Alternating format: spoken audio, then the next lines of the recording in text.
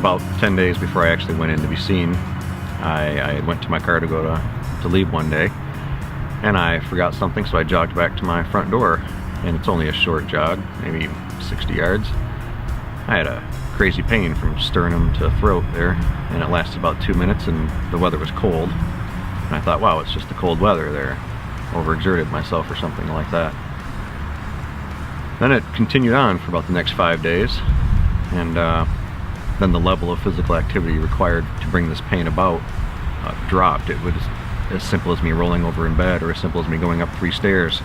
I knew something was wrong, so I went in that Wednesday, and I was being operated on by Friday. They were very attentive, definitely. Chest pain seems to get their attention.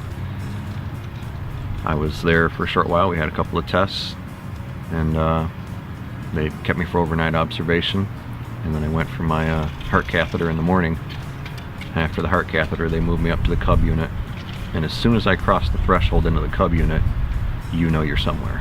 The architecture changes, the mood changes, heck, the air changes there, and you know that you're somewhere stable, to say the very least.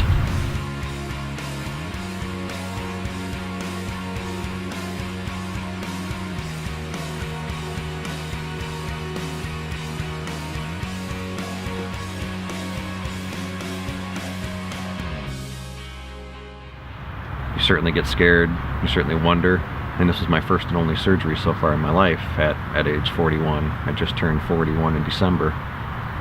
I kept on thinking it's kind of early for me to be having these kind of problems, and what kind of problems am I going to have down the road if I'm already having problems now?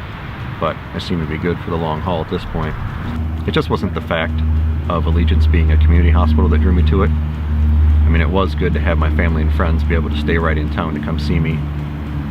Can't quite put my finger on it, but after talking to Dr. Maka for just a few moments, I realized that he was the one I wanted to have do my surgery. Everything was explained to me. It's almost as if I had a choice not to go through it, or if I had a choice to alter it, but everything was explained to me in triplicate as far as what I would be going through, what I would look like, how I would feel, and what the game plan was next. Every step of the way, each person from each department would come in and tell me how things were going to be, and it was exactly as they said. I came out of surgery, I was in a little bit of pain, they took care of me, they told me I would be up and walking the next day, and sure enough, I was scheduled for a walk the very next day. I had faith that I would recover, especially after I had been, I guess you could call it, mentored through the surgery by a fellow named Denny Kerwin, who had had the surgery a few months before. He walked me through it. He told me how things would be on a very frank level. Not that the nursing staff wasn't, but he was able to put it in layman's terms, exactly how things would be, and he was right on the money.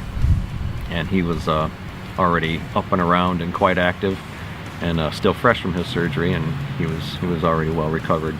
So I took faith in that, and here I am.